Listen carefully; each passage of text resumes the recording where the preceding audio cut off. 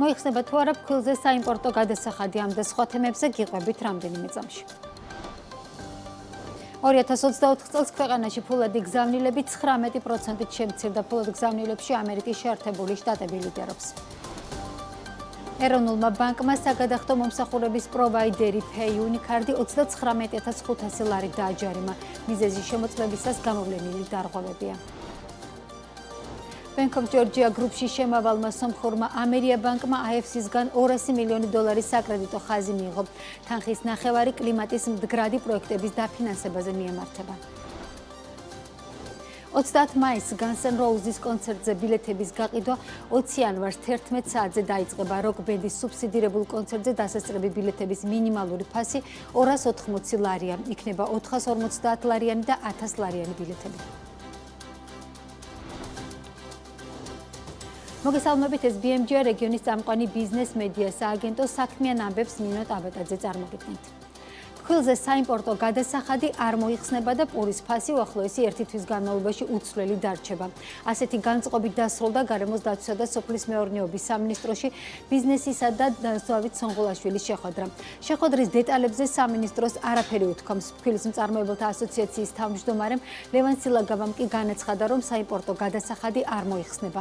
მეტიც 1 მარტის შემდეგ გადასახადი გაგრძელდება, თუმცა რა სახით უცნობია. ის რომ პურის გაძვირება არ განიხილება BMG-სთან აცხადებს პურის საწარმოს იფქლი დიღომის გენერალური დირექტორი ნისან იოსებაშვილი. მისი თქმით, ამ საკითხზე სამინისტროსთან ერთად მეწარმეები აქტიურად მუშაობენ. იოსებაშვილის განმარტებით მართალია ფქვილის ფასი იზრდება, თუმცა იმისათვის, რომ პურზე ფასის კორექცია მოხდეს, საჭიროა ფქვილის ფასი ერთ ნიშნულზე დარჩეს, რათა პურის ღირებულება განისაზღვროს. ის დაასძენს, რომ ამ თვეში ფასის კორექცია მოსაოდნელი არ არის. პური არ არის ისეთი პროდუქტი, რომ ერთ დღეს ფასი გაზარდო და ხვალ დააკლო. ეს არ არის მარტივი საკითხი, ფქვილის ფასი რომ იზრდება გასაგებია, მაგრამ ხომ უნდა გაჩერდეს რაიმე ნიშნულზე, რომ ჩვენს პურის ფასი გამოვიტანოთ, ამიტომ ჩვენ ზუსტი რეალური ფასი არ ვიცით, ამ თემაზე საუბარი ჯერ ადრეა, ამბობს მეწარმე. ბოლო პერიოდში ფქვილის გაძვირებაზე და ამ ფონზე ფქვილზე იმპორტის გადასახადის გადახედვაზე პურის მწარმოებლები საუბრობდნენ. საცალო ვაჭრობის ქსელურმა მარკეტებმა დისტრიბუტორებს ხელშეკრულების პირობები გაუარესეს და გადასახადები გაუზარდეს. დისტრიბუტორთა ბიზნეს ასოციაციის პრეზიდენტის განცხადებით, თუ აქამდე ეგრეთ წოდებული кэшბექი 40-50% იყო, 60%-მდე გაიზარდა. სადისტრიბუციო კომპანიებს ასევე უწევთ ქსელში დაშვების საკმაოდ სოლიდური თანხა გადაიხადონ, რასაც ემატება ეგრეთ წოდებული რეტრო ბონუსი, თაროს გადასახადი და სხვა, რაც ბუნებრივია პროდუქციის ღირებულებაზე აისახება.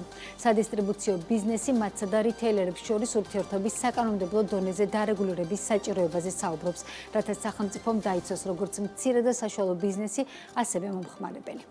პირობითა თუ კომპანია აწუდის 10 ლარად ღვინოს, ამ 10 ლარიდან კომპანიის არის 4 ლარი, 6 ლარი რჩება საცალო ვაჭრობის ქსელურ ობიექტს. ეს მინიმუმ გარდა ამისა შესვლის გადასახადი ეგრეთ წოდებული SKU-ს რეგისტრაციის საფასური, თაროს გადასახადი, ეს რომელიც არ მოიცავს ამ 6 ლარს და კიდევ ამ 4 ლარს აკლდება. კომპანიებს აქვთ გადახდილი ასეულობით 1000 ლარი იმისთვის, რომ მომხდარიყვნენ ქსელში და დღეს არიან იმოცემულობის წინაშე, რომ თუ ამ პირობას არ დათანხმდნენ, ისინი დაკარგავენ ყველა ამ თანხას, ისინი იძულებული არიან რეალურად რომ გააყვნენ დაწესებულ მოთხოვნებს და შესაბამისად იძულებულნი არიან საბოლოოდ ეს ასახონ ფასში.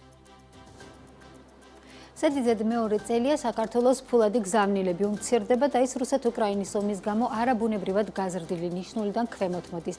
2024 წელს ქვეყანაში ფულადი გზავნილების ნაკადების სახით 3.4 მილიარდი დოლარი გადმოივიცხა, რაც 2023 წელთან შედარებით 785 მილიონი დოლარით, ანუ 19%-ით ნაკლები იყო. თუ 2023 წელს რუსეთ-უკრაინის ომის ეფექტით ფულად გზავნილებში რუსეთი ლიდერობდა, დღეს ვითარება შეცვლილია. 2024 წელს გზავნილებში პირველ ადგილს ამერიკის შეერთებული შტატები იკავებს, საიდანაც გასულ წელს ქვეყანამ 573 მილიონი დოლარი მიიღო. თანხაწლიურად 24%-ით არის გაზრდილი. 2024 წელს 65%-ით, ანუ 987 მილიონი დოლარით შემცირდა ფულადი გზავნილები რუსეთის ფედერაციიდან, რაც მიგრაციული ტალღის შემცირებაზე მეტყველებს. როგორ შეიცვალა გზავნილების მოცულობა და გეოგრაფია? ნუცა შუბაშვილი გაეცნო სტატისტიკას და შეფასებებიც მოისმინა. ნუცა გისმენთ. ნინო, მოგესალმები. როგორც გვახსოვს, რუსეთის მიერ უკრაინაში შეჭრის შემდეგ ერთ-ერთი მყისიერი ეკონომიკური ეფექტი ფულად გზავნილებში რუსეთის წილის მნიშვნელოვანი ზრდა იყო. მაგალითად, 2022 წელს რუსეთიდან $2 მილიარდამდე მოცულობის გზავნილები მივიღეთ, 2023 წელს კი ეს მაჩვენებელი $1.5 მილიარდის ფარგლებში იყო. გასული წლის განმავლობაში კი ეს ეფექტი სულ უფრო შემცირდა და უკვე 2024 წლის განმავლობაში რუსეთიდან საქართველოში გადმორიცხული თანხების მოცულობა $541 მილიონი შეადგინა, რაც წლიურად 65%-იანი კლებაა. ეკონომისტების ნაწილი ამბობს, რომ ეს მოსალოდნელიც იყო და მიუთითებს იმაზე, რომ მიგრაციის ეფექტი სულ უფრო მეტად იკლებს. მათი თქმით, რუსეთიდან გზავნილებში კლება პირდაპირ არ ნიშნავს იმას, რომ რუსების დიდმა ნაწილმა საქართველო უკვე დატოვა, თუმცა იმაზე მიუთითებს, რომ მიგრანტების მხრიდან საქართველოში სხვადასხვა მიმართულებით გაწეული ხარჯები და მოთხოვნა შემცირდა, რასაც თავის მხრივ საქართველოს ეკონომიკაზე ნეგატიური გავლენა ექნება. მოსალოდნელი იყო, რომ გარკვეული დროის შემდეგ ეს ისევ დაუბრუნდებოდა ძველ მაჩვენებელს. სწორედ ეს მოხდა უკვე 2024 წელს. რუსეთმა დაკარგა დომინანტი პოზიცია ფულად გზავნილებში. ჩვენ ნახეთ, რომ 2024 წელს ჯამურად დაახლოებით 65% შემცირდა ფულადი გზავნილები რუსეთიდან.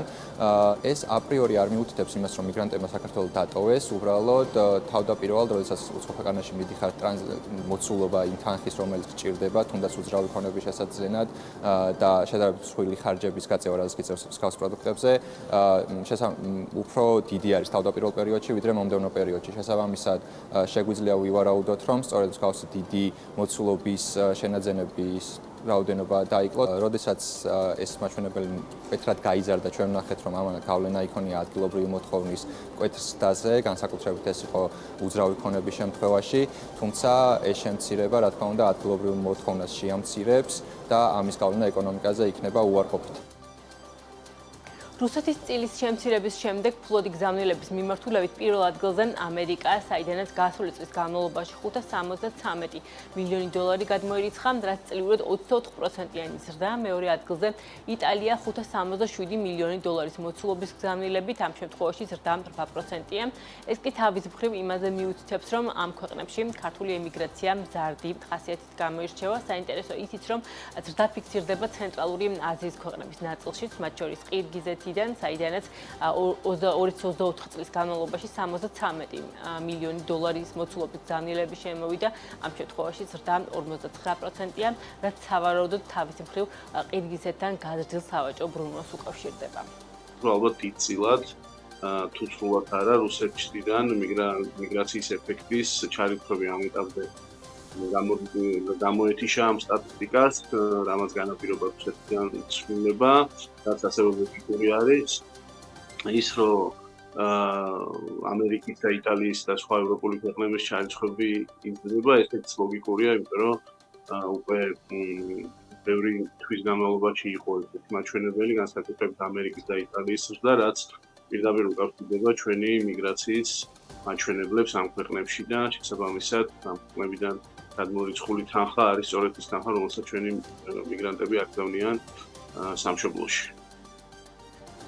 მართალია, რუსეთის მიღმა სხვა ქვეყნებიდან ფულად გზავნილებში ზრდა გვაქვს, თუმცა ეკონომისტების ნაწილი იმაზე მიუთითებს, რომ ქვეყანაში არსებული არასტაბილურობის ფონზე სხვადასხვა ფლუადი ნაკადების შემცირების ტენდენცია დადებითი არაა, განსაკუთრებით იმ ფონზე, რომ გასული წლის განმავლობაში ტრადიციულად შემცირებული ჰქონდა პირდაპირი უცხოური ინვესტიციები, ასევე შექმნილი არასტაბილურობის ფონზე გარკვეული გათვლები უკვე კეთდება, რომ მიმდინარე წელს ტურიზმიდან მიღებული შემოსავლების შესაძლოა შემცირდეს. ამ მიმართულებით უფრო მეტ შეფასებებს დღის განმავლობაში გაგაცნობთ.